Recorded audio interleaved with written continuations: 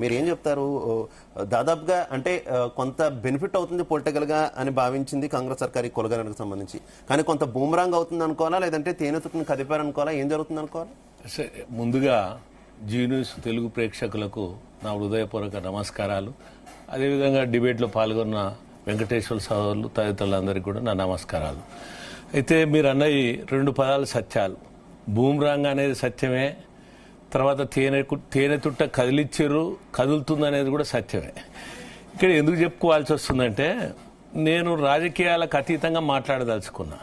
మన సహోదరులు వెంకటేశ్వర్లు బీఆర్ఎస్ నాయకులు, వారు బీఆర్ఎస్ పార్టీ తరఫున మాట్లాడారు, ఒక ప్రతినిధిగా మాట్లాడారు. అయితే ఇప్పటికి కూడా మనం విచారం వ్యక్తం చేయాల్సినటువంటి అంశం ఏంటంటే, 75 సంవత్సరాలు స్వాతంత్రం వచ్చినప్పటికి కూడా ఈ కుల వైషమ్యాలు, కులగణన, జనగణన, కులాల మధ్య ఈ వైషమ్యాల గురించే మాట్లాడుకుంటాం, చర్చించుకోవడం జరుగుతుంది. కానీ అసలు రాజ్యాంగం రాసింది ఆనాడు అంబేద్కర్ గారు ఏమన్నారంటే, కులతత్వం పోయి సమానత్వం రావాలన్నాడు. అయితే ఇక్కడ ఒకటి ఏంటంటే, అవునన్నా కాదన్నా కానీ మనం ఉమ్మడి రాష్ట్రం తీసుకుంటే ఆనాడి నుండి నేటి వరకు కూడా అగ్రకులాలు అనేటువంటి కమ్మలు కావచ్చు, రెడ్లు కావచ్చు, వెల్మలు కావచ్చు, తర్వాత అనేక సంవత్సరాలుగా వీళ్ళే రాజ్యంలో ఉన్నారు, అంటే అధికారంలో ఉన్నారు. అది వాస్తవం. ఇది ఇక్కడ నేను ఏం చెప్పదలుచుకున్నా అంటే, ఇప్పుడు రిజర్వేషన్లు వాళ్ళు 42% కాంగ్రెస్ పార్టీ వాళ్ళు ఇస్తున్నారు, వాళ్ళు ఇవ్వలేరు, అది సాధ్యం కాదు, అది 9th షెడ్యూల్లో పెట్టరు, అది పెట్టడం కుదరదు. తర్వాత తమిళనాడులో 65% రిజర్వేషన్లు ఇచ్చారు, ఇక్కడ ఎందుకు ఇవ్వరు అనేది ఇదంతా చర్చ జరుగుతుంది. కానీ జరగాల్సిన చర్చ అది కాదు.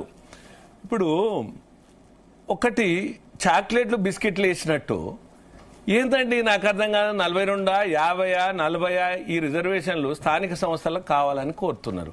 ఇవి చాక్లెట్ చిన్నపిల్లలకి ఇట్లా ఏడ్చినప్పుడు అయ్యో ఊకో ఇగో ఈ చాక్లెట్ తిని, ఈ బిస్కెట్ తినదు అంటే. ముఖ్యంగా ఇక్కడ మనం చర్చించుకోవాల్సింది ఏంటంటే, రాజకీయ పార్టీలు ఓట్ల కొరకు కొంగజపం చేస్తూ తమ ఎత్తుగడలో భాగంగా ఈ ప్రస్తావనలు తీసుకొస్తారు.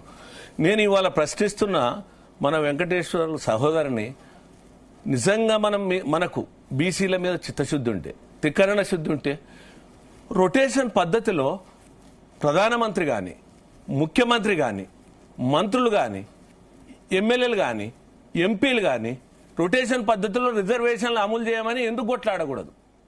ఇప్పుడు సపోజు అప్పటి నుంచి ఇప్పటి వరకు అగ్రకులాల ఆధిపత్యం ఉంది, దాంతో అణిచివేత వేయబడ్డది.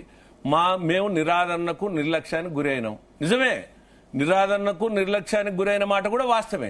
కానీ ఈ రొటేషన్ సిస్టంలో ఈ ముఖ్యమంత్రికి కానీ, ప్రధానమంత్రికి కానీ, మంత్రులకు కానీ ఈ రిజర్వేషన్లు కొనసాగాలని ఎందుకు కొట్లాడరు వీళ్ళు?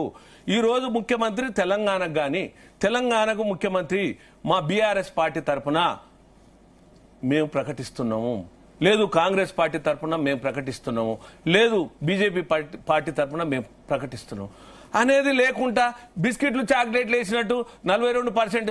సపోజ్ మీరు చూడండి, స్థానిక సంస్థలు అన్నారు. మీరు చెప్పింది కొంత నేషనల్ పార్టీస్ లో ఎక్కడైనా కొంత వర్కౌట్ అవుతుందేమో కానీ రీజనల్ పార్టీస్ లో వర్కౌట్ అవుతుందా రవీందర్ రెడ్డి గారు? వ్యక్తి చుట్టూ తిరిగేటటువంటి పార్టీలు రీజనల్ పార్టీస్ అక్కడ వర్కౌట్ అవుతుందా? ఎందుకు కాదు, అవుతుంది, తప్పకుండా అవుతుంది. ఇప్పుడు మీరు చూడండి, ఎస్సీ ఎస్టీలు అణగారిన వర్గాలుగా పిలుస్తున్నారు, బీసీలను బలహీన వర్గాలుగా పిలుస్తున్నాం, తర్వాత అగ్రకులాలను అభివృద్ధి చెందిన వర్గాలుగా పిలుస్తున్నాం. ఈ 3 వర్గాలుగా పిలిచినప్పుడు ఎవరు ఎస్సీలు ఎస్టీలు అంటే వాళ్లకు రాజ్యాంగం రక్షణ ఇచ్చింది, వాళ్ళకు అణగారిన వర్గాలకు. ఇక్కడ కొంత బీసీ వర్గాలు వాళ్ళలో కొంత ఆక్రోశం ఉన్నమాట వాస్తవం, అక్కసున్న మాట కూడా వాస్తవం. ఎందుకంటే ఈ బీసీ వర్గాలలో మాకెందుకు రాలేదు, రాజ్యాధికారం రాలేదు, అది వాస్తవమే. కానీ బీసీ వర్గాలలో కూడా 130 కులాలు ఉన్నాయి, 130 కులాలు ఉన్నాయి. అందులో కూడా ఒక మీరు చూడండి, ఒక కుమ్మరి, ఒక చాకలి, ఒక వడ్రంగి, ఒక నాయ బ్రాహ్మణుడు, ఇట్లా అనేక వృత్తులు చేసినటువంటి వాళ్ళు అట్లనే ఉండిపోయారు, నేటి వరకు కూడా అట్లే ఉండిపోయారు. అందులో కూడా ఆధిపత్యం ఉంది, ఏ కులాలనైనా ఆధిపత్యం ఉంది, ఏ కులాలనైనా అణిచివేత ఉంది. ఎప్పుడైనా ఏ కులాలనైనా ప్రతి ధనికునికి దరిద్రుడు ఎవడు చుట్టం కాకుండా అయిపోయాడు. అంటే ఈ పరిస్థితుల్లో చేయాల్సింది ఏంటంటే, రాజ్యాధికారం మన చేతుల్లోకి రావాలని కోరుకోవడం వల్ల తప్పులేదు. నేనేం అడుగుతున్నంటే ఇప్పుడు రాజకీయ పార్టీలు రగడ ఏదైతే చేస్తున్నారో, మీరు అన్నట్టు తేనెతుట్టే ఏదైతే కదిల్చారో, ఇప్పుడు మీరు రండి, మీరు స్పష్టమైన వైఖరి ప్రకటించండి. మేము అగ్రవర్ణ పేదలు కూడా మేము మద్దతు ఇస్తాం. ఈ చట్టం తీసుకురండి. ఈ బీసీ ముఖ్యమంత్రి కావాలి రొటేషన్ పద్ధతిలో, ఆ తర్వాత ఎస్సీ కావాలి, ఎస్టీ కావాలి.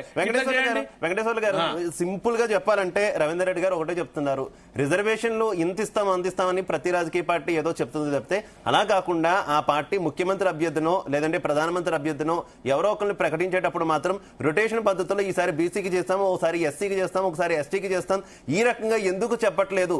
అంటే అధికారం ఉన్నటువంటి పదవులన్నీ మాత్రం